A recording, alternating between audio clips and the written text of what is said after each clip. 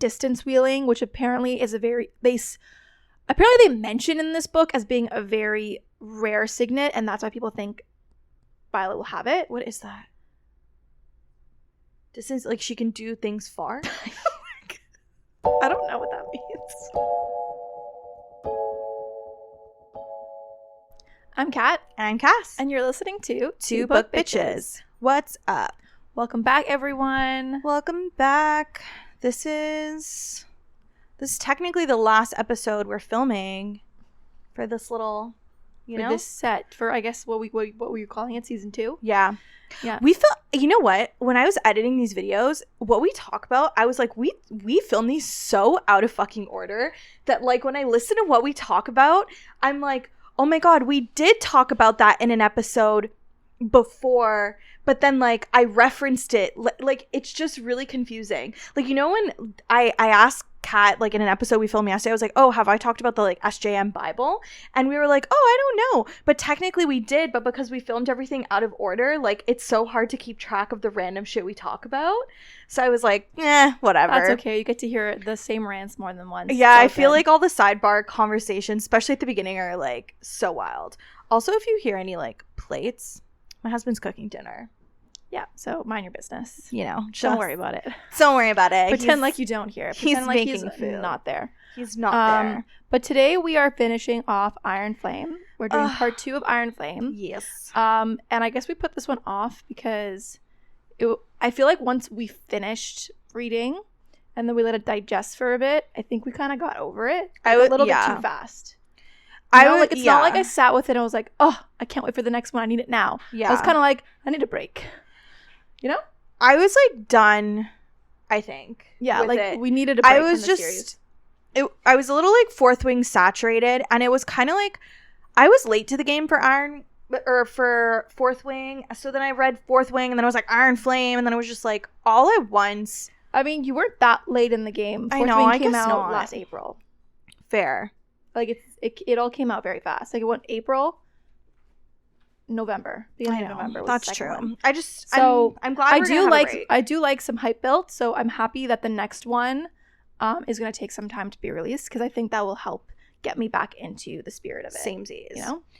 But I guess let's jump into it. So, I mean, unless there's anything else you want to mention. No. Stay tuned till the end. We'll talk about theories. Some theories. We'll talk about Rebecca Yarros had, like, an interview where she answered a lot of questions about the rest of the series in the future. So we'll talk about, like, the highlights from that Entertainment Weekly interview. Correct. Specifically. I forget when it was. I think it probably happened in, like, end of November or early December. So. Yeah. Okay. 2020. But now I gotta specify the year. I guess. 2024 when we filmed this episode. Yes. But it's last year? What do you mean? I don't know. The interview was in 2023. Anyways, regardless, that's what it is. Okay. So where we left off. Oh, wait, it's spoilers. Okay, yes, spoilers. Spoilers ahead. Turn back now. Or don't. Because we're not your moms. And we can't tell you what to do. There we go. Okay. Now that we got that out of the way. We left off in part 1 with Xaden rescuing Violet from being tortured. And he declares, like, his undying love for her. Then they reveal the truth to everyone at Basgiath.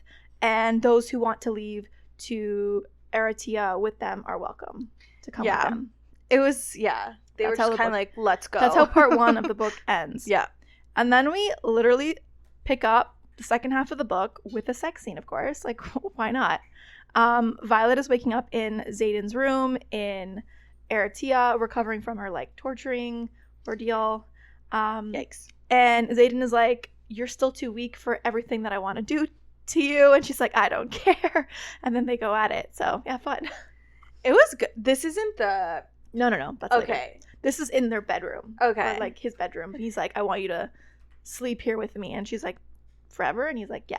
She's like, okay. I can't stand these two sometimes. They, like, irritate me so much because, like, they literally spent the entire first half of the book just, like, refusing to tell each other anything.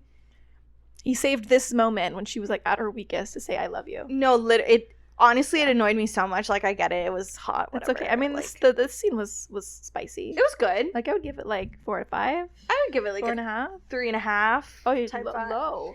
I don't know. I just, maybe it's, like, the way I feel about the characters. It's like driving so me in you're a just specific being direction. biased like negatively now. Yeah, Okay, yeah. got it. Fair enough. Possibly. All right, so sorry guys. that's fine. Everyone arrives at Aritia, and like there's all the cadets that chose to come with them are now moved into Ryerson House.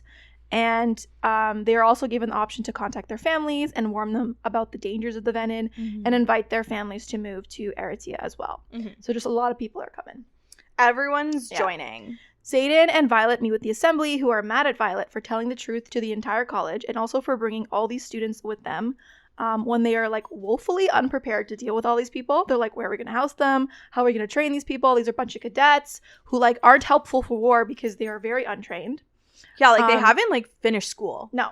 But they decide to continue teaching the cadets and basically make like Ryerson House the new college. They like make because Basgiath V2. Yes, because a couple of the professors also left Basgiath with them.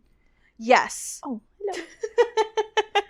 We have our little toothless dragon appearance here with Pepper. She loves to sit on the top of couches. She's a little weirdo. So anyways, now Violet gets to work on translating like Warwick's journal, because remember like she had given one of the journals to Xaden, who brought it to Brennan. And then the other journal obviously they lost because she got captured by Varys. I hate him. Yeah, so anyway, so she starts translating the journal in order to see if they can figure out how to raise the wards in Aritia. And Darna finally wakes up from her dreamless sleep, but because she didn't complete the sleep in like the right way and she was woken up like a bunch of times like during her sleep, one of her wings is like weak and like she can't fly properly at this moment. It's because the wing can't open properly. And then Taryn tells Violet privately that with training, Darna will be able to fly because like she just needs to strengthen the wing muscle, but will most likely never be able to bear a rider. This actually made me really that's sad. I was like, oh. But they don't want to tell Darna that because like she'll get really pissed.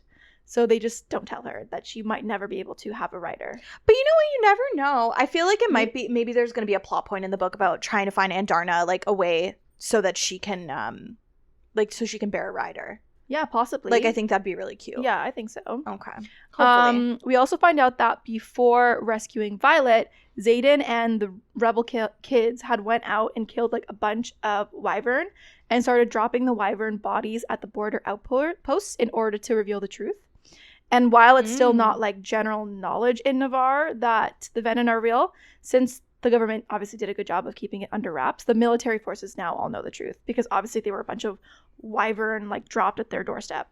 I thought this was great. Oh, I thought this was iconic. I was like, this is such a good way because like no matter what you say, everyone's gonna be like, I don't believe you. And yeah, you have to have like physical proof, and they were like, bet, I got it, I'll get you some physical proof. Yeah, no don't problem. worry, I got you. So this means now that Mira also finally knows the truth, and she ends up leaving her station and meets Violet and Aritia, where she finds out that Brennan is actually still alive. And the first thing she does when she sees Brennan come outside to greet her is punch him in the face. And I feel like this is the correct reaction. Yeah. Like, I guess that's how we expected Violet to react, but I feel like it makes more sense for Mira's character to be the one that does this. Yeah. Why? But because I just think that she like is like the fiery sibling. Oh, I see what you're saying. Like Violet is like the younger like sibling who like worshipped her siblings. Right. And then Mira's like the middle, who's kind of like the glue. Spunky dunky one. Yeah, like she was the spunky one. But also I think it would have been funny if it was like he gets punched in the face like multiple times moment where like Violet did it and then Mira does it and then someone else, you know what I mean? Like that'd be funny too. Yeah.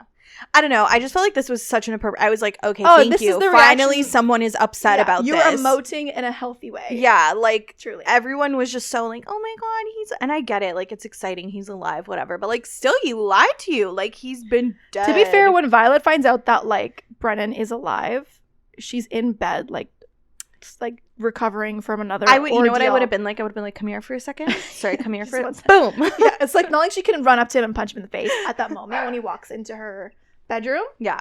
But yeah, this is iconic. I love this. Yeah, this was good. So Violet is still working away at translating the journal, but she thinks she's figured out how to raise the wards. She thinks that the most powerful riders need to like imbue or like send their power into the ward stone. So she gets a group of the most powerful riders in Eritrea, including herself and Xaden, obviously. To try it out, but obviously it doesn't work. So clearly there's still something that she's missing from the journal. Yeah, like, there's she's something like, that she's I'm not getting something here. Violet starts training with one of the assembly members to start properly training how to use her lightning powers, since he thinks that how she was being taught in Basgiath was totally inadequate, and she needs to learn how to actually aim her lightning strike. Well, yeah, instead because of just like letting them go off. Yeah, because I think at Basgiath, like all they were doing was training like, this is how you do a lightning strike. Yeah, and they're like, how many can you do in an hour? Yeah, That's all that matters. How the fuck is that important if she can't like hit a target? Yeah, it makes more sense for her to be able to wield it effectively, not just like en masse. Agreed. But obviously this isn't going very well. So he gives her this like orb conduit thingy that she can release her power into when her powers are kind of getting a little bit out of control. Cute. So she's got a little siphon. Literally, it's like a little like a little ball, oracle ball thing. Cute. You know, and she has like a little wrist strap so she can just carry it around with her. Little keychain. Cute. Can you turn into a little piece of jewelry? No, literally. So all the cadets are going to school in Ryerson House now, and one of the new things that the assembly decides to teach the second years is like rune magic. Because in like Tirish culture, you can use like different symbols that you create in the air basically with your like hands, like with your fingers. Like you can make like symbols with your fingers, and then that does different kinds of magic. That's very Naruto. So you could like make a circle, like, because they describe it as like, oh, you're supposed to be pinching the energy in the air and you're making a symbol with the pinched energy. Got you. Kind of. Okay, cute. Okay, like I'm you're trying to like imagine the energy is real, then you're making some symbol that will like or, you know, allow you to do something. Or you know what this reminds me of? Avatar: The Last Airbender, when they like do all this stuff with their hands and like stuff comes out. I know it's not that exactly, but like I see what you're saying. Like the like hand movements? Yeah, like a little bit. Like I get it. And it seems very complicated, but that's the whole reason why, if you remember, Xaden gave her that like book on how to make like knots, Tirish knots, and she's like, "What the fuck does this have to do with?" And it was because like he was envisioning some point her having to like learn rune magic, so the knots are kind of similar. He couldn't have said, "Hey, babe, like this is important for later. Just like remember that." No, because he has to do things like under some kind of guise because this man's keeping all the secrets. I can't with these people. Meanwhile, Violet is devising a plan to sneak off to see Viscount Takaris to get his luminary because they really need it at this point. Right. And all the guy wants in return is to see Violet wield some lightning, but Xaden keeps saying no. So she decides to go anyways without him noticing. She's like, I'm going to do it at night. He's not going to know. And Mira and Brennan like kind of suspect that she plans this, so they tag along with her. Cute, like a little sibling Sorrengail reunion vacation, you know? So cute. But when they arrive at the Viscount's estate, Xaden is already there. I actually I thought this was fucking hilarious. Yeah, that was funny. He was like, oh, hi. Yeah. Not surprised you are here. It was just so good. Like she's thinking she's all smart and like she's like, ooh, like she's gonna like I'm gonna pull one over him, like whatever. Joke's and then he like opens the door and he's like, hey babe, what's going on? Been waiting for you. What took you so long? Yeah, literally. I was expecting you a day ago. I know. So you do find out that Xaden's dad had agreed to an arranged marriage between Xaden and Takaris' niece Katrina in exchange for Takaris' allegiance. Right.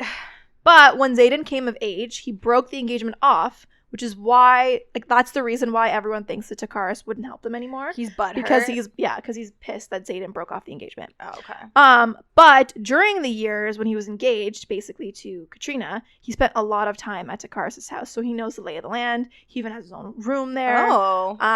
Yeah, so he's very he's intimate like with that. in. Yeah. Okay. He knows what's up there. So while they're there, Takaris holds a banquet and forces them all to wear fancy clothes, and Violet wears this like beautiful like black ball gown. I love a ball gown. See, I love. Yeah, me too. I love a ball scene. Yeah. Which I want to differentiate from a masquerade. Oh, ball. Masquerade, only bad things happen. Right, but a ball scene. If you read a fantasy novel and there's no ball scene. You know what? Try again. Literally, that's one thing I love about SJM specifically. Well, I mean, the only time that there's a ball scene, though, is in Silver Flames, right? Yeah, but like there's a lot of like dress up opportunities, Obviously, suppose. like they're And then, always like, in beautiful clothes. Yeah, and then like there's one in Crescent City as well, and then obviously there's one like there's like up to, I think, in Throne of Glass or whatever. So like I love the fact that she's like really passionate about a ball scene. Oh, I love it because I love picturing, like, imagining what these ball gowns look like. Oh, if I wrote a book, I would it would be disgusting. To this day, I still think my favorite like fantasy gown is the Starfall gown. It's gorgeous. Like, I want that in real life. I almost can't even fathom how beautiful it looks. Yeah, like that is my favorite fantasy ball gown right now. Yeah, I think hasn't been topped. No, it's gorge. So anyway, so there's this banquet. She's wearing a beautiful dress. Katrina is also there, and she's wearing red. So then Violet feels like self-conscious. She's like, oh, I should have picked like a color instead of black. But it's like red or black. You know what I mean? Yeah. I bet you Xaden fucking loved it. Of course. Yeah. It's a very revealing dress anyway, so he's probably like losing his mind. Sexy. And obviously Katrina is annoying the fuck out of Violet, and all of a sudden, like, Violet is feeling like very insecure and angry and like jealous of Katrina. And we find out that Katrina has the power to intensify emotions, and so she's doing this all on purpose to get like a rise out of Violet, because Katrina is still pissed that Xaden is with Violet and not with her. Yeah, she's like Maddox's girlfriend. Yeah. So the main event of the evening, obviously, is Violet showing off her powers to Takaris. So he brings her to this, like, amphitheater, and they all sit in the stands while she goes to the center of the amphitheater, very much a la Gladiator style. Cute. And they tell her that all she has to do is use her lightning to hit the target, which happens to be, like, a very large chest. And she's like, great, I can't aim for shit, so this should be easy. But then the chest is open to reveal a venom inside. This was like some Bogart shit from double like, Harry shits. Potter. Yeah, I was literally. like, what is going on? So Xaden is like immediately to the rescue, but Violet is like, let me do this. I can handle this by myself. But Brennan and Mira come to aid her, though. Mira is like using her force field to try to protect them from like the venom that starts like sucking like life out of the earth. Then it's raining and the arena is like getting flooded with water, and Violet has like a brilliant idea and tells her siblings to like get out of there. And then she kills the venom by like electrocuting him through the water. This like, was good. She like shoots the lightning through the water, and then he gets electrocuted. Love. Yeah, that's good. Because she knows there was no way smart. that she was going to hit the target. Like there was just no chance. Mm-hmm. It wasn't happening. Yeah. So now that Violet has shown off her powers, she negotiates with Takaris the terms for the Luminary. So Takaris will give them the Luminary in exchange for weapons, and he wants them to take the cadet Griffin Flyers with them, since their academy was destroyed by Navarre, and he wants them to train the Griffin Flyers in their new school in Eretia. Cute. So Xaden and co agree to these terms, but there is a major caveat. To get to Eretia, they have to fly over a very tall mountain, but this altitude is too high for griffins to fly over. So the only way to get to Eretia for the griffins is to trek up the mountain by foot. You know and what? go through this very steep pass. If I was a student, I'd be like, I'm gonna stay. I would have been like, you know what? College dropout. Yeah, it's fine. I would have been like, it's fine. I don't pass. Don't worry about me. You know what? Don't even worry about me. You go. Like, I'll be here. I'll be here. I'll hold down the fort. Yeah. I volunteer to rebuild the old college. Like, yeah, I'll start building it. You go there. I'll be at the old college. I would have building it brick by brick. Yeah, I would have been Bob the fucking Builder up in that shit and been like, okay. Yeah, because this pass seems like very precarious. Yeah, it has like all these like booby traps they have to avoid. It seems like intense. So the Rider cadets meet the Griffin cadets in Peromiel, or however you want to say it, to climb the mountain into the Terrandor together. Yeah. So a group of Rider cadets are assigned to a group of Griffin cadets, and of course Violet and her friends are assigned to Katrina's group, naturally, because they just can't let Violet be away from this terrible girl. Yeah.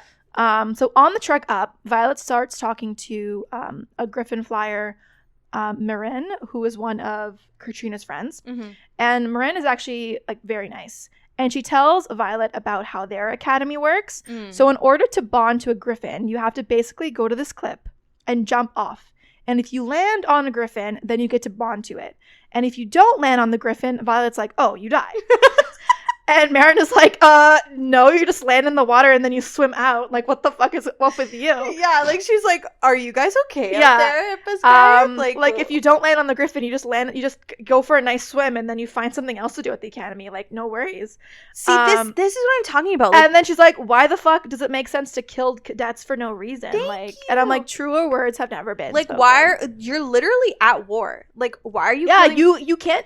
Okay, like fine, you don't bond with a dragon, whatever. Go be an infantry cadet or Yeah, like, ride a horse. don't you need as many people as you can muster at this point? like a cook? You're a nurse, really not a doctor. in a place. You're fighting all these Venin. The Venin are like limitless, and I know, so dumb. You're just like getting rid of these cadets like willy nilly. That just goes to show you how fucked up all the riders are at Basgiath. Because immediately Violet's mind was like, "Oh, like you die," and the girl's probably looking at her, being like, no. What is just are land in you? water. Are you guys go okay? for a swim? Like, Blink what? twice if you need help. So I just thought that was funny because I guess it was nice for like Rebecca Yarros to actually poke fun at the stupidity of that plot point. Yeah. Through this. I wonder if that was like always a thing, or if it was like after she published her first book and everyone was like, "What the fuck?" and she was like, "Fuck." Yeah, because Gotta like you explain really think that they would need every person that they can get to fight against the Venin, but no, This let's just is- kill some children. You know what? I'm gonna give a really hot take here. Okay. I feel like sometimes authors publish their first book and then their second book comes out. Okay, wait, let me backtrack. They publish their first book. Then everyone obviously like reads the book, reviews it, and then everyone gives their 2 cents and people start talking about like plot holes or like, you know, things that the characters do that are weird or like, you know, things that the characters say. Kind of fix And it. then in book 2, it's like very blatantly addressed. Mm-hmm. And for me, I'm kind of like, girl, get off Twitter. Like, But wouldn't you rather an author like fix the mistakes of plot holes? I guess, as they're but like, writing it? or Would you rather them never address it and just be like a okay, there has to be like a balance though. Like a plot hole, I'm not mad at because like plot hole is like about the plot, but then sometimes it's like someone will comment like, "Oh my god, like her thoughts are so toxic," and then in the next book, like she'll be like, "Oh my god, that was so toxic." But I of wonder, me. I wonder how much of that is the case in this situation because the first 2 books did come out really close together, and a lot of writing of Iron Flame was kind of already done. Yeah, by the time and I mean, Fourth Wing this came is out. like no shade specifically to Rebecca So I'm wondering Yarros. Like, if it really applies to her, or I feel like, but Who knows? I do notice this in books sometimes Yeah, it where does I'm happen. like, ooh, you definitely saw the same TikTok I saw and like went to go fix it, you know? No, what I hate more than that though is when like an author doesn't really know where she's taking the story, so she'll start like seeing people's theories and like take the ones she likes. You gonna name names? No, I don't know. Oh, okay. Do you want to name a name? I was like, do you have someone in mind? No. Do you? I kind of like my mind went to JLA because I feel like she kind of wrote herself into a corner for a bit, like with the From Blood and Ash series, because for a while I was like, I don't know where this woman's going with this story. I still don't know where she's going. And I with don't know if she knows where she's going with No, this but like story. I feel like that sometimes can happen. You know, or what happens is and this happens a lot with shows, which I hate too. It's like people will figure out who the villain is, figure out how the show ends, and then just out of spite to keep everyone guessing, the writers will change the ending. True. Instead of keeping what originally intended, just for that shock factor. True. And then it ends up being shitty, and like that's not a good ending, but they do it just to keep you guessing because technically everyone figured out how they originally wanted to end. Yeah. And I think that's what happened with Game of Thrones. To be I honest. you took the words right out of my mouth, and I was like, I know everyone's like, oh, like Martin, he gave like the plot to the. I genuinely think that first of all, the reason why he needs to release these books. Number 1. Number 2, honestly, I would not be surprised if he ends up kind of changing the end of the books given the audience reception.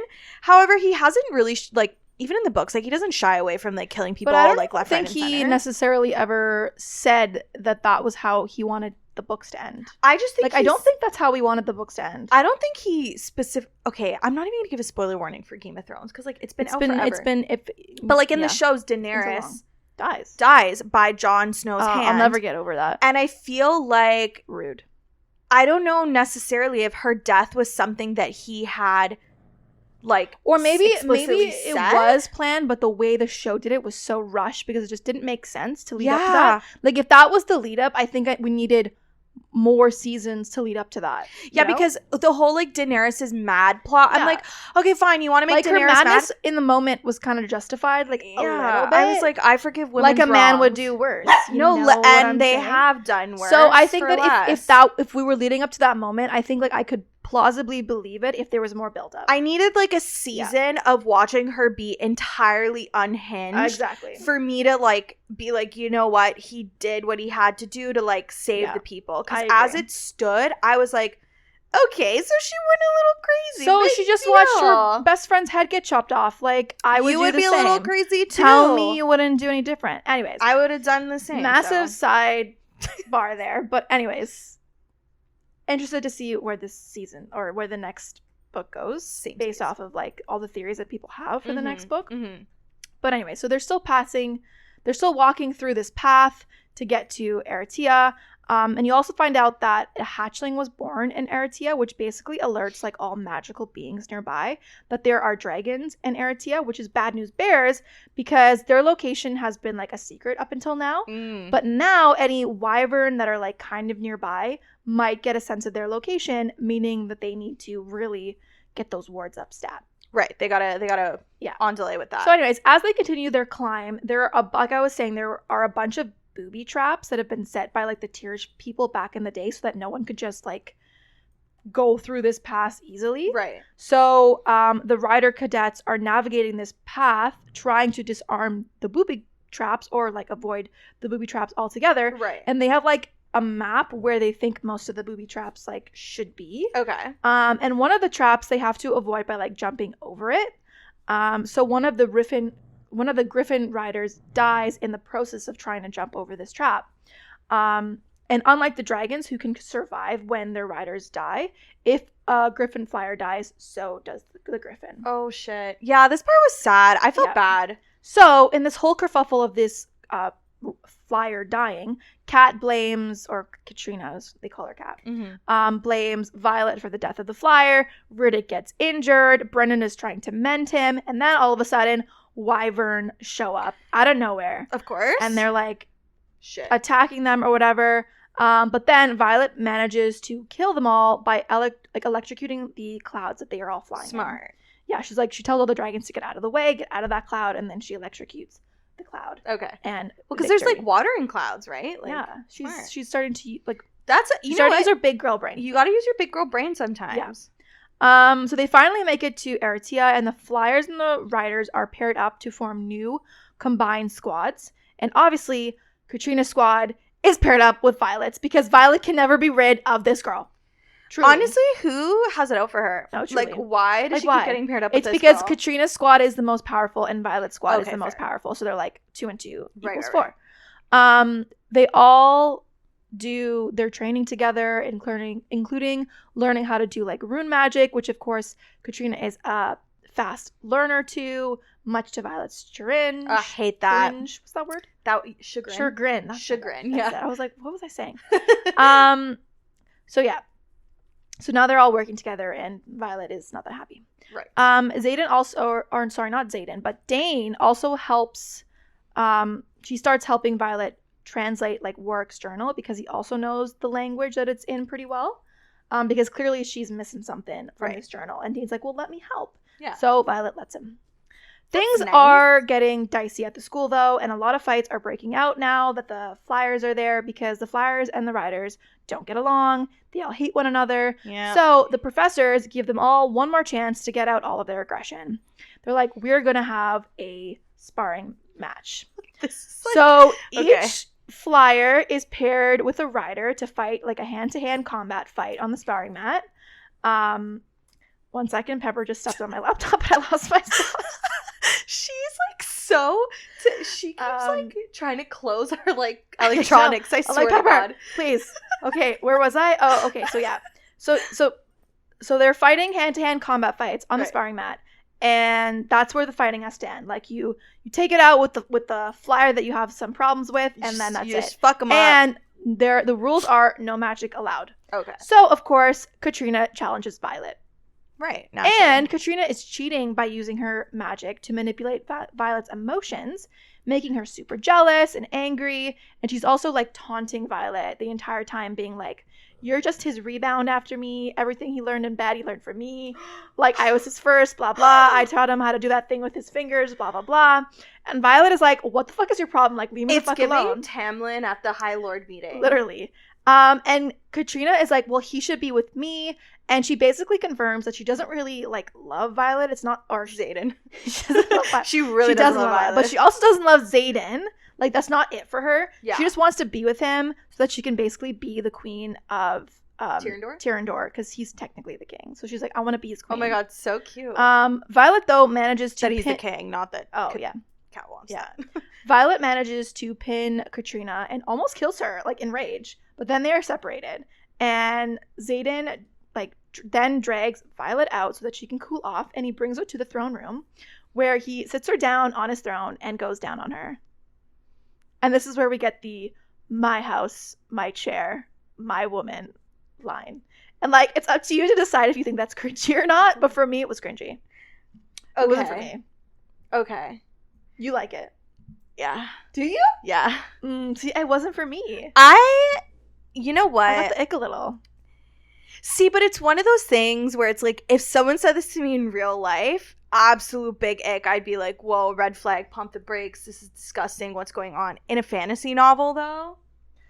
Generally, I would say yes, but there was something about this line that just didn't hit it for me. Okay. Like, I don't know, there was just something about it. I was like... maybe it's the my woman. I just, like, cringed part. I was like, I think it's, like, the my woman part that's, like, the worst part for me. Because it's like he's lumping her in with all his, like, possessions. If it was, see, I mean, it's not the case because they're not married, but, like, I feel like it would have been sexier if it was my wife.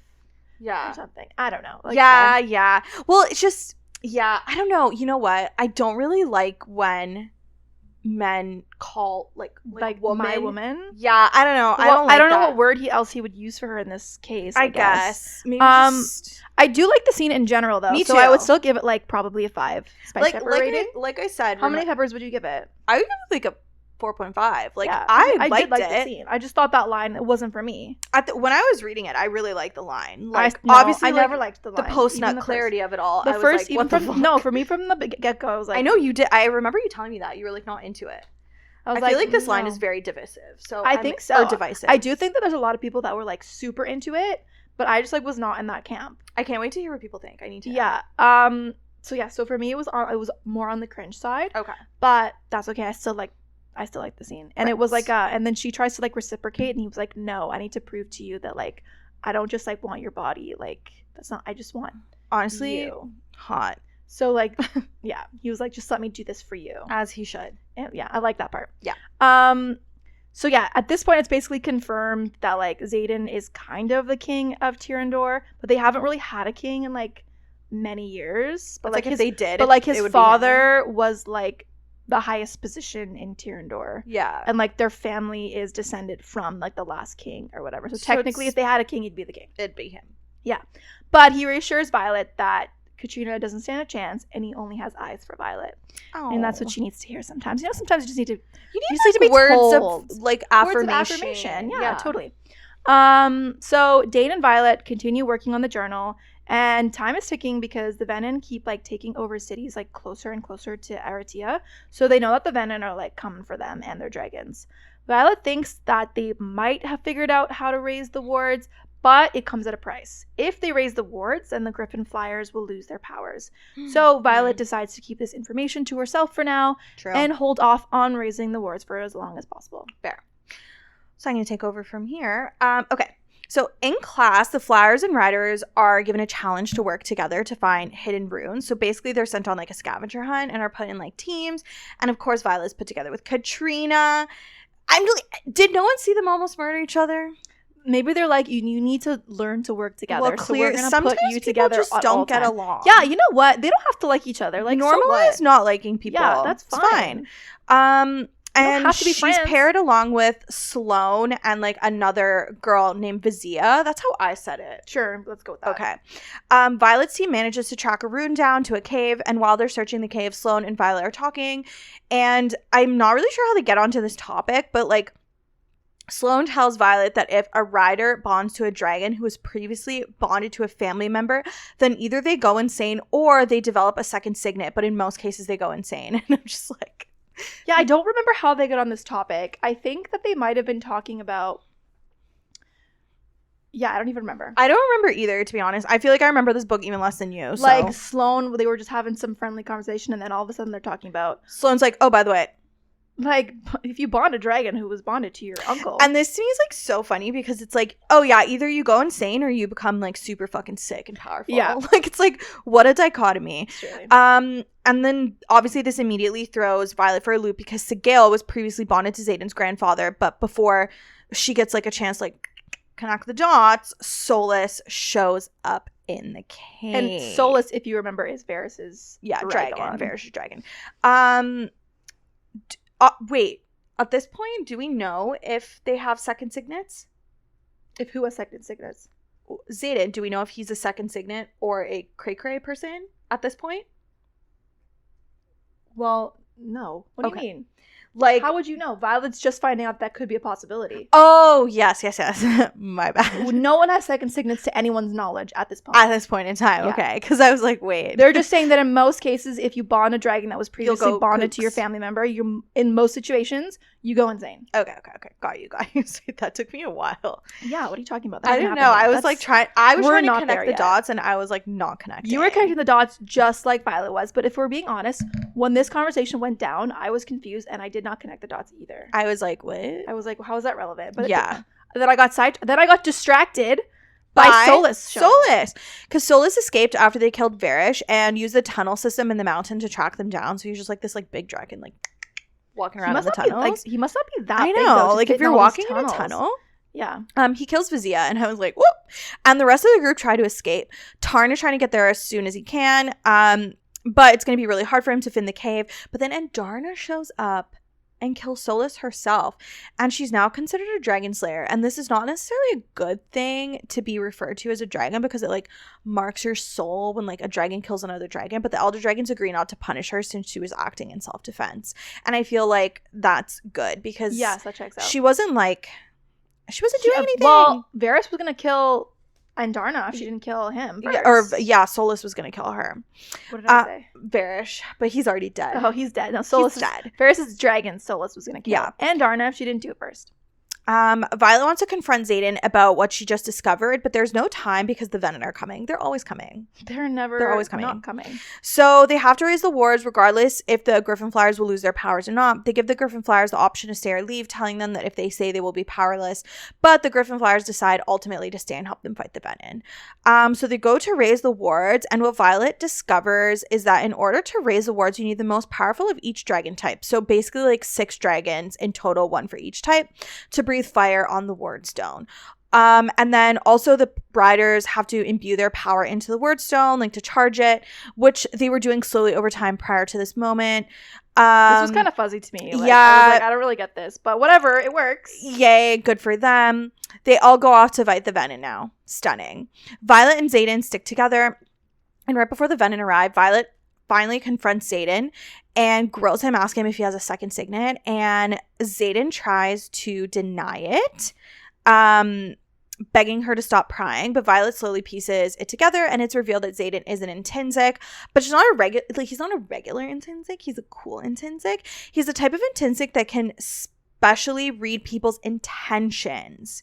So not reading their mind, like he can't be like he's not like, oh, today I had for breakfast. Like, you know what I mean? He's reading the intent of people. Yeah. But like this is the part in the book where he's literally like, please, like, drop it, like, don't, like, stop prying, because she literally was grilling him. And like this is when he goes like, how long do you think it would take to fall out of love with me? And then when she's like, you're an intrinsic, he's like, less than a minute.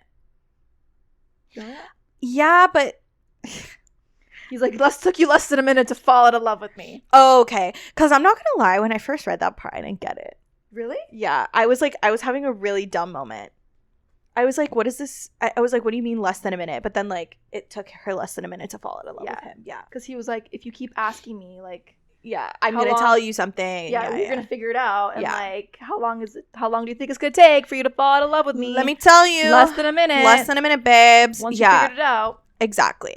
So at Basgiath, people are instantly killed if it is discovered they are an intrinsic. So Xaden had to obviously keep it a secret from everyone. And if you remember in the first book, like that one guy who like manifested his signet power, they just like killed him on the spot. Yeah, it was really awful. No one knows except for Sorrengail, who told him to keep it hidden, and Sorrengail didn't even tell Tarn, which is like a big thing because they're bonded. And Tarn was like pissed when he found out. He was like, kept this secret from me this whole time. He was like, what the fuck? Yeah. The fight is interrupted by the arrival of Venin riding their wyvern, but the wards work, and when the wyvern try to attack and pass the wards, they immediately die and fall to their death. So the Venin end up retreating, and I'm like, yay! So it doesn't really end up being much of a fight. Thank God, because I wouldn't know what's happening if there was literally. a real fight. Back at Royerson House, they notice that clearly there's something wrong with the wards because the Griffin Riders still have their powers. They also get a message from General Melgren from Navarre asking the assembly to meet with him. Apparently, he has seen that the Venin will attack Navarre, and Navarre will lose, so he's asking the assembly to join forces and help him. At first, the assembly is like, no way are we meeting with him, there's no way we're helping them, blah, blah, blah. But the assembly does end up going to meet with Melgren and his officers. Violet's mother is also there, but Brennan stays hidden. The assembly hears Melgren out, but then Brennan comes out and says that the revolution refuses to help Navarre. Violet's mom is like, gasp, Brennan, you're alive? But Brennan wants absolutely nothing to do with her. As the assembly is leaving, Violet's mom gives Violet Lyra's journal, the one that Violet lost when she was captured and tortured by Varish. Her mom warns her that she won't be able to make the wards properly using Warwick's journal because Warwick wanted to keep the power for himself while Lyra wanted it to be shared. Yeah, I think it's also confirmed at some point when they get back to like Ryerson House, like after this meeting or something, that like the wards clearly aren't working properly because when they go back to Eritrea, some of the wyvern that had like crossed the border and like died are like not really dead, like they're kind of coming back to life. Yeah, so it's like something's not something's right. Not working 100%. Exactly. Can you imagine seeing like the son you thought died? Like, that's wild. That is pretty wild. And then he was just like, fuck you, mom. He was like, I hate you. Yeah. Wild. Back at Royerson House, Violet gives Lyra's journals to Jacinia. I said Jacinia, since it's in a language that Violet isn't familiar with, but Jacinia is able to translate it because she's fucking great. Violet also tells Xaden that she loves him regardless of his second signet. We also learn a bit more about Xaden's mom. Apparently she was like contractually married to Xaden's father and was like told that once she produced an heir she could leave. So when Xaden was very young, his mom disappeared and he hasn't heard from her since. Interesting. That's definitely gonna come back to bite us all in the ass. Do you have any theories? I have none. Personally. We'll talk about it when we get to the series. Theories part, because I put it back there. So okay, cool. We'll save this again. We'll save it. Violet realizes that the Venin won't attack Navarre until the wards at Basgiath fall. So clearly the Venin have like a plan for the wards to fall. Violet wants to help Navarre because Basgiath is where the dragon hatching ground is. So it's super rich with like energy. And if the Venin get there and leech the energy from that land, they'll be basically unstoppable. Violet tells the assembly that they have to go fight to protect Basgiath in order to protect the dragons and the wards there, but Brennan and some of the assembly disagree, so they basically split up at this point. Whoever wants to help in the fight will head to Basgiath. Brennan decides to stay behind, but Mira decides to go with Violet to Basgiath. The Flyers also stay behind since they'll be useless in Basgiath because the wards actually work there. When Xaden and co get to Basgiath, they find only a few students and teachers there because Melgren has stationed everyone he can at the border that he thinks will be attacked. So Basgiath is pretty undefended. Violet's mother is still there, and they convince her that Basgiath will be attacked and that it needs to be protected. She tells them that the wards in Basgiath are still working fine, but when Violet goes to check, they find the guards there have been killed, and Jack fucking Barlow is there. And turns out he was Venin the entire time. And then Nolan was trying to heal him and bring him back to normal. And that's why Nolan looks so exhausted this entire book. Jack then kills his own dragon and in the process destroys the wards. And I'm like... Yeah, so I think like when he kills his dragon dragon falls and like breaks the ward stone in like half or something like that. So then that breaks the wards. That's wards are down. What was the point? Like, leave him dead. I can't believe they tried to bring him back to life. No, I don't think he died at all. Oh. I think he survived that fall, and then they saw that he was Venin, and they've been trying to turn him into... Like, he was their experiment back to see if they could reverse the Venin process, because I guess if they could do that, then hypothetically they could do that to other people as well. Stupid. Obviously, it wasn't going to work. He was like their guinea pig, I guess. And it didn't work. No, because it did here not. He is, absolutely unhinged. They manage to capture Jack using the, like, serum that they had given the cadets before that, like, cuts their powers. So it cuts off his powers, but it's too late because he accomplished his mission of bringing down the ward. So it's, like, a non-issue now. At this point, you might as well let him. We'll go. Be like, on your way. Yeah, just See you later. Go join the Venom. No go problem. ahead. Like, we already fucked up by bringing you back here. So everyone at Basgiath prepares for battle. The Weaverin will probably be there by morning, so they all take some time to sleep and, like, strategize. Brennan, I would be so nervous.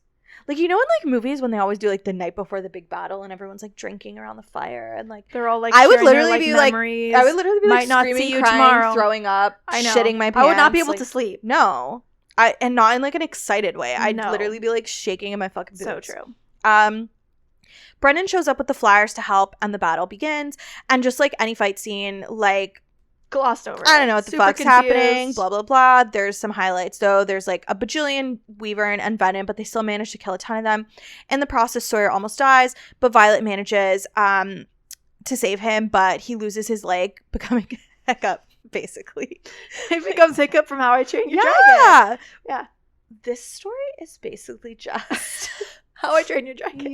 Yeah. So Sawyer is now the new Hiccup. So I hope that they give him, like, a bionic leg that can, like, attach to the dragon and, like, he can fly the dragon with his bionic leg. Exactly, because it'll be just like it. Yeah.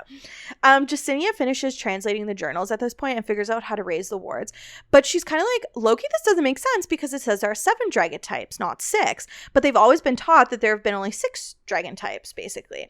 So then it hits Violet, bing, bing, bing, bing, light bulb moment, that Andarna is the 7th dragon type. Yeah, I think, like, at this moment, Violet specifically remembers, like, a comment that, like, Andarna made about, like, how she's like, I'm gonna be the head of my own dragon house or whatever. Yeah, and it wasn't just, like, a shitty teenager comment. She was, like, Yeah. being so for real. Yeah. Yeah.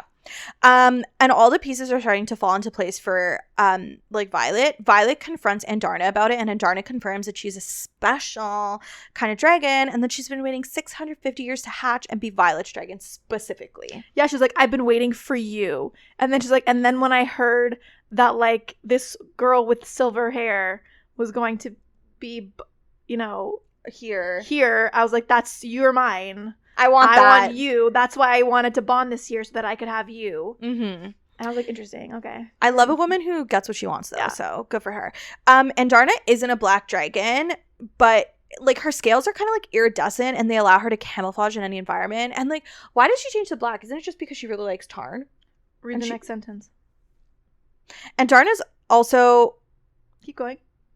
Oh, okay. Sorry, I didn't read ahead. Oh my god, guys, I'm not gonna, like, Kat took the whole point on this, like, this summary. So, like, as I'm reading, like, I'm also surprised that some of this stuff that's coming out. You're like, wait, what? What's the reason for that? I was, like, explained in the next sentence. Yeah, because, like, okay, Andarna's also the only one left of her kind, and the dragons have been sworn to secrecy about this.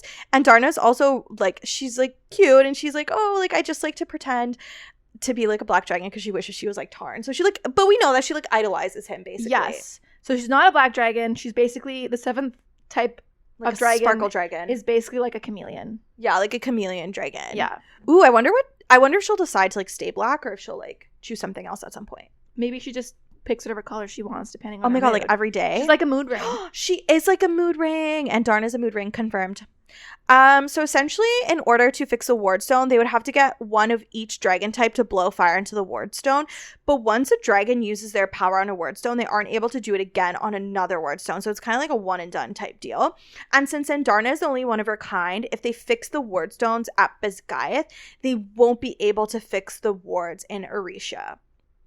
Violet tells Xaden and asks him to choose between Basgiath and his home, and he's like, my home is whatever, like, is wherever you are anyway. So they choose to save Basgiath, and that was cute. It's cute. Like, well, we're here now, and if we don't save it now, no, we're all dead anyway. I mean, like, logically speaking, this was it was only the right logical call. answer. Like, there was no real choice, really. Violet goes to raise the wards. Brennan was using his powers to give the ward stone the Jack, like, bro, like, trying to fix it or whatever. But the problem is that the ward stone still has to be imbued with power before the 7 dragons can breathe fire onto it. So Violet starts using her powers to, like, imbue it, but she doesn't have enough energy to do it on her own. She literally decides that she will become Venom if it means saving everyone. So just as she's about to tap into that power and turn, like, herself Venom, her mom stops her. She's like, stop. And She uses, literally, like, tackles her. It's Yeah. not like a gentle pat on the shoulder. Stop, honey. I got this. Stop, sweetheart. No, she's like tackles her to the ground, like binds her. Yeah, it's gets like someone to hold her down out of the way. it's like a big thing. Yeah. So, and she uses Sloane as a conduit to fill the ward stone with her own power. So this drains and kills Mommy General Sorrengail in the process, but she basically does it in order to save her children. I don't know how I feel about that. I feel like I wasn't really allowed to like bond with this character, so kind of like I it's was sad sad because like what she says when she dies is sad. yeah, but Being like, I love you, like I've always been proud of you. Like this thing that she Yeah. said was like hit home. yeah. But like it's not like I was devastated by her death. I didn't feel because- emotionally connected to her character. Yeah, I already didn't like her that much to begin with. Yeah. You know? So I was like, Yeah. whatever. This was, yeah. The dragons then breathe fire onto the stone and the wards are fixed. Yay, hurrah. So fun, so fresh. While this was all going down and Violet almost turned Venin, Xaden was also fighting a super powerful Venin, like, on his own, and he's, like, about to lose a fight. Like, it's, like, bad news bears up in here. But the wards are fixed, so all the Weavern die, and the battle ends, and they're victorious. Yay, stunning. Violet then goes to find Xaden, and Xaden refuses to look her in the eye, and he's, like, oh my god, like, no, don't look at me. Yeah, he's, like, averting her eyes. Don't perceive me. And he's, like, would you still love me no matter what? He basically pulls like a would you still love me if I was a worm? Literally. Like he's like, would you Because still he's a love worm me? now. No, literally. Violet is super confused, and when he finally looks her in the eye, she realizes that he's Venin now. Shocked. Yep. Shocking. And that's technically how the book ends, and then they have an epilogue. Yeah. See, like, stop with the epilogues. Like, that is a major, like, jaw-dropping moment. I don't need an epilogue. Yeah. So basically the epilogue is like, turns out that during the fight that Xaden was about to lose against a Venin, like the sage or like whatever the fuck. The general, I don't know if it was a general or a sage or whatever. I don't know. Like someone high up in the like ranks. once people start fighting, I'm like, let's just let's just get through. He used a little too much power to defeat the Venin, and in the process turned Venin himself. Yeah, so like remember how they had that like both Violet and Xaden were having like a shared dream at one point where they were being like taunted by like a Venin general, saying that like, oh, you will turn Venin for something other than power, you'll turn for love. And like technically both Xaden and Violet were about to both turn Venin for the same reason. Yeah, like they didn't do it because they were like, I want to be powerful. They both do it for love, but Violet gets stopped in the process when she's about to do it, whereas there's no one to stop Xaden from doing it. Right. So he's Venin now. So that dream kind of comes to fruition for him, not for her. And basically the way the book ends is Xaden goes to the dungeons to ask Jack if there's any way of going back to being normal, like a normal human now that he's Venin, and Jack is like, ha ha ha, you dumb bitch, laughs in his face, and he says there's no cure, but welcome to the family, babe. And that's how the book ends. That's wild. It is wild. I do see, like, it was still a fun ride when you. No, yeah, I do find again, like it's fun. yeah, I do find myself excited for the third. Yeah, one. Okay. It's gonna be good. Theories. So we'll start off by just talking about a bit of highlights from Rebecca Yarros' interview with Entertainment Weekly, because she does go through a lot and talks a lot about book 3 in that. So one thing that's going to be addressed, or she says will be talked about in book 3, is the whole thing about the difference between being high versus Venin. Because there are instances where there's a lot of people being described as like having like a red rim around their eyes. And everyone's like, well, are they high or are they a Venin? And she's like, well, we'll talk about that. We'll talk about it. Put a pin in that. She also does confirm that there's no love triangles. Dane was never supposed to be a love triangle. It was more about like your first love, like seeing what you thought you wanted versus like what you actually want. Fair. And also there's no love triangle between Xaden and Katrina and her. Xaden has made his choice. So if there's any problems in their relationship, it's because of Violet and her not trusting herself and her choices. Nothing to do with him not choosing her. I can't believe it's all Violet's fault. Something will, Well, I mean, like, I know. She has trust issues with him as well, because he's not very forthcoming. Naturally. Another thing, we'll learn more about Jack in book 3 and when he actually turned Venin.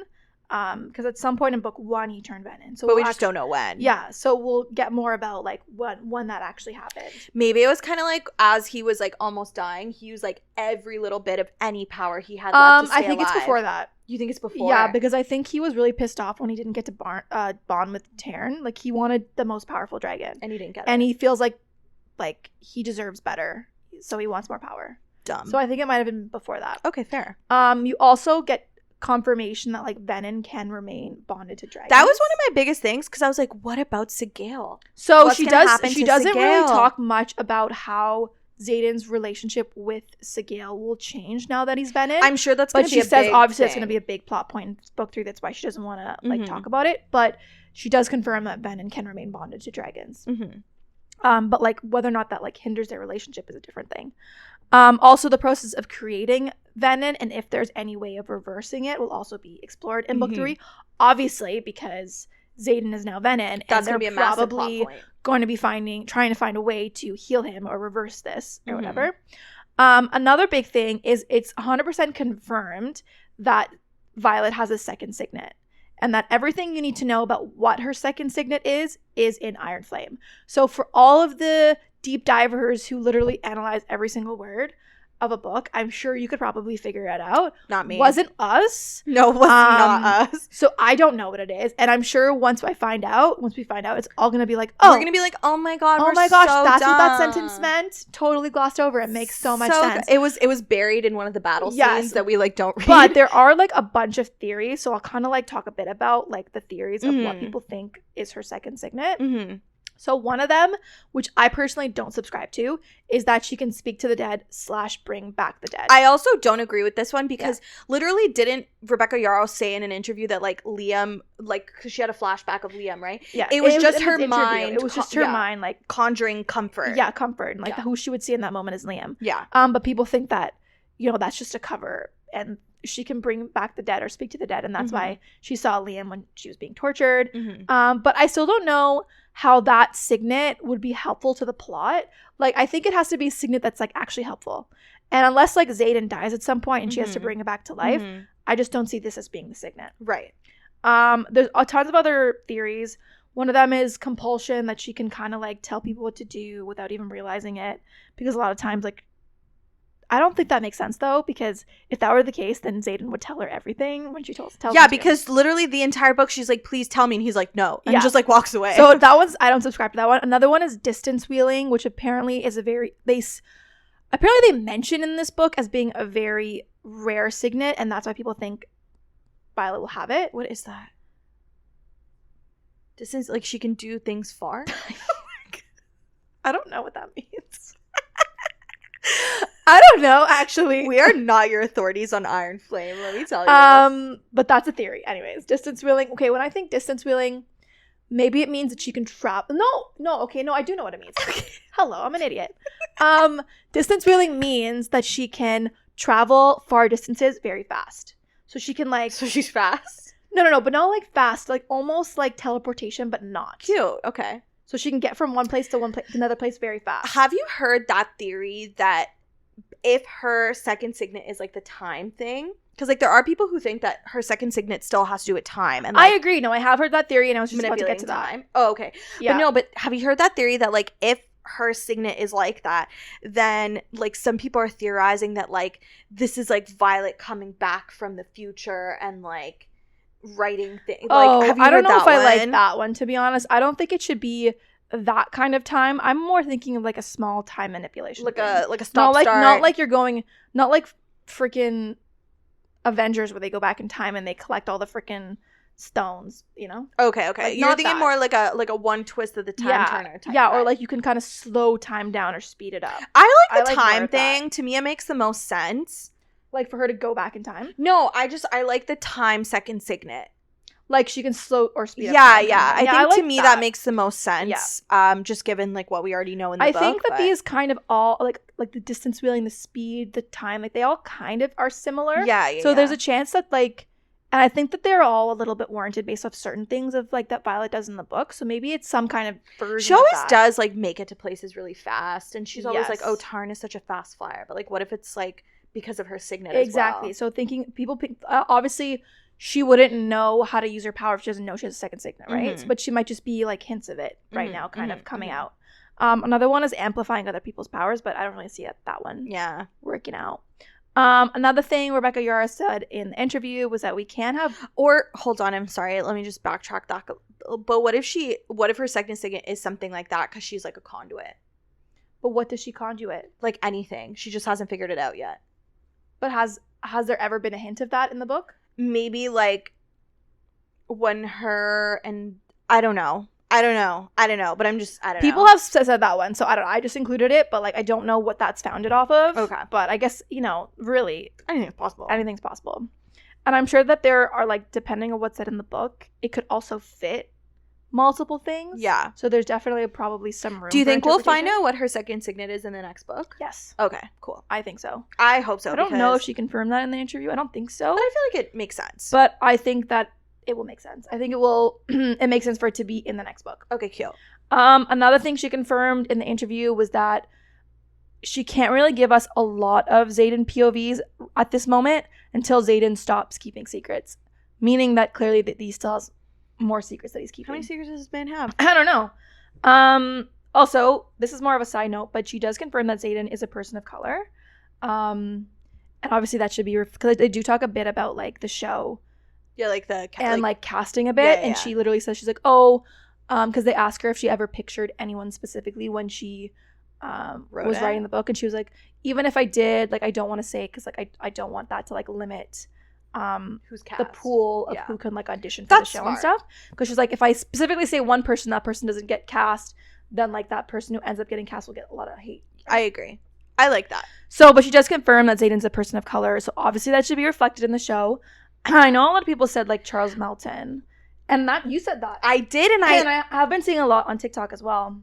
I think he would be so good as Xaden. I don't know. Honestly, that's growing on me. Yeah, because first of all, I've always thought he was very attractive, like even in his like Riverdale days, and then lately he's just been hitting different, and I just feel like he's so charming and like. I don't know. It. I really could. I would love to see it, but then kind of like we always say, like, I'd love it'd be to nice see to see some new faces. as well. I feel like that way you don't really like, it's a new show, new faces, like ways for people to like jump off in terms of like, fame in their career and stuff. So. Yeah. She also does say that she pictures the voice of Taryn as Idris Elba. And did I not say that? Yeah. And I said that before I watched this interview, so I felt vindicated by that. No, I agree. Idris Elba has like a very like sexy voice, I think he'd be, but it's also very like deep and authoritative. Yes, kind of, yes, but also a little bit more mature. Yeah, because the voice of Taryn should be like a little bit like, it should be an older man. It's like deep, and I hear it as like deep, like it, like he says something like a room is commanded, you know what I mean? So I agree. I love that. Okay, so this is just we're just going into some more theories that like I have versus like some other things I've seen. So there is a theory that like I kind of back that Dane's father is part of like the Venin uprising. So like all of the assassins that were sent to kill Violet were like described as having like red rimmed eyes. So either that means that they are high or they're Venin. And if they are Venin and they were hired by Dane's dad to kill Violet, then that would mean that Dane's dad is involved with the Venin. I think this that like checks out. I think this is very plausible. Either way, I think he's a shitty person. Obviously. Like, and to me, like, who else would he be allied with other than the Venin? I would just like to know what like his MO is. Either way, like, why do you want to be with the Venin? Maybe like, he thinks like they're like, oh, we'll make you like a really sick Venin, like a cool sage or something. Maybe. So maybe he's doing it for like the power. I don't know.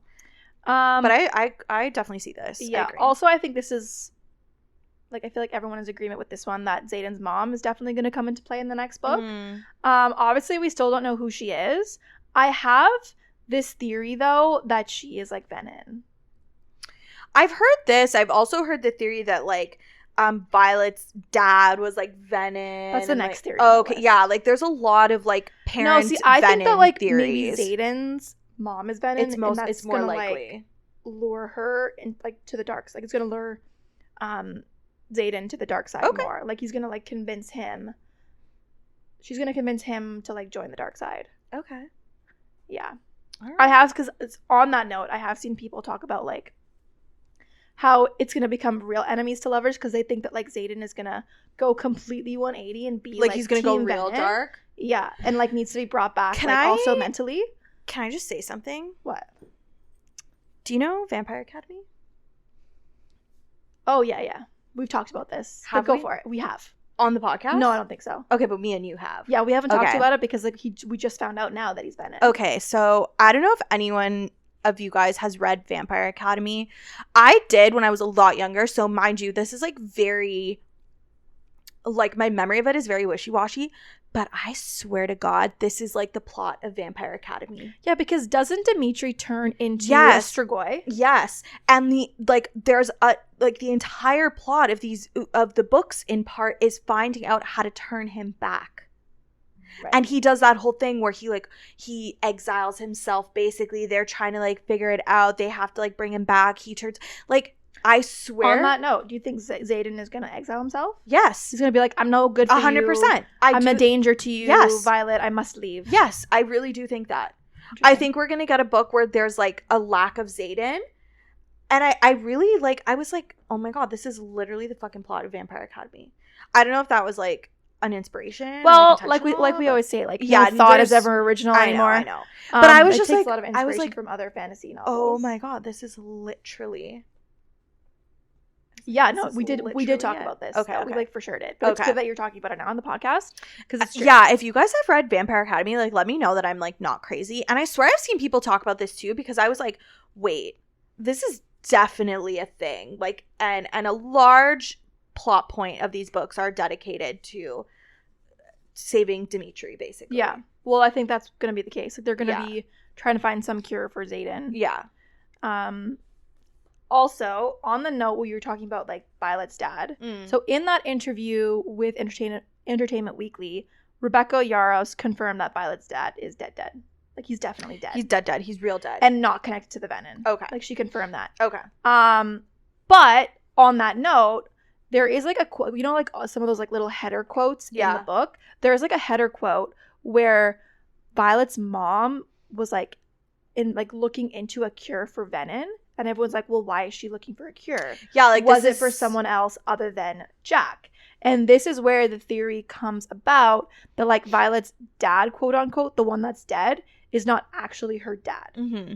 So I have heard people believe that, like, her real dad is the person that, like, Violet's mom, like, actually loved. Yeah. And that dad potentially was Venom, and that Violet's mom was looking for a cure for the dad. And that's why when she was pregnant with Violet, she was super weak because, like, Violet is part Venom. Yeah, and then it ties into the whole hair thing because I'm pretty sure Venom, like, doesn't that happen to them? Like leeching energy. Leeching energy and stuff. So it's kind of like that's why Violet's hair is like some of it's silver because it was like leached from her essentially. Like, I can kind of see that. Like, it's definitely possible. Whether or not this is a far-fetched one, I don't know. But I mean... Sure. I think that's all the theories. There's 3 other fucking books that are about to come out for this, so they got lots. I know there's lots of stuff to get through. Yeah. Obviously, like, I feel like the rest of this series really is gonna be focused on saving Xaden one way or the other. Do you think he's gonna be saved like last book, or do you think it's gonna happen before? I think chances are, I don't think it's gonna happen in this 3rd book. No. I think maybe potentially in like book end of 4, he's gonna be saved because then I think the last book would be focused on like the big bad battle. Yeah. Like the end, like Avengers Endgame battle. Yeah. Between like the dragons versus the Venom. Yeah. And like all that stuff. So I think that if he does get saved, maybe in the 4th book. Do you think that?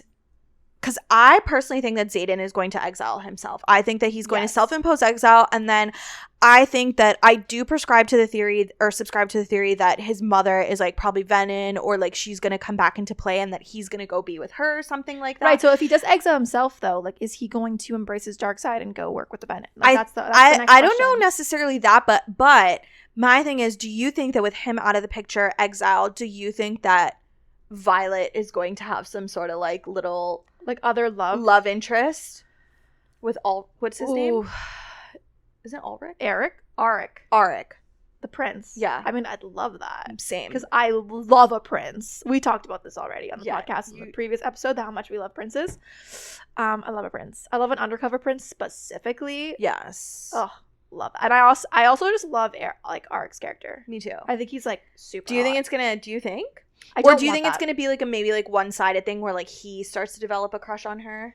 I don't know. Like, listen. It would be tough for me. Because she said that there was no love triangle. She said there was no love but triangle. She didn't say there was no unrequited love. No, she also didn't say that they were endgame. She just said there's no love triangle.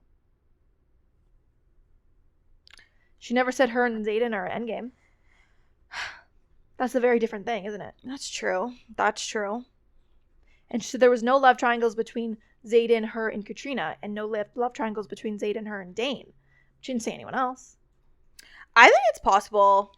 Like, I think what would have to happen for me to be over Xaden completely is him completely turning to the dark side. Yeah. Like, he's completely Anakin Skywalker, you know? Like, he has evolved Even into then, Darth I still Vader. kind of liked I know, Anakin it's so true. Skywalker. But, like, I feel like that's the only way where I would be okay with her ending up with someone else because I'm too invested in their relationship now. Yeah. I do really like Arik and would be okay to see that happen.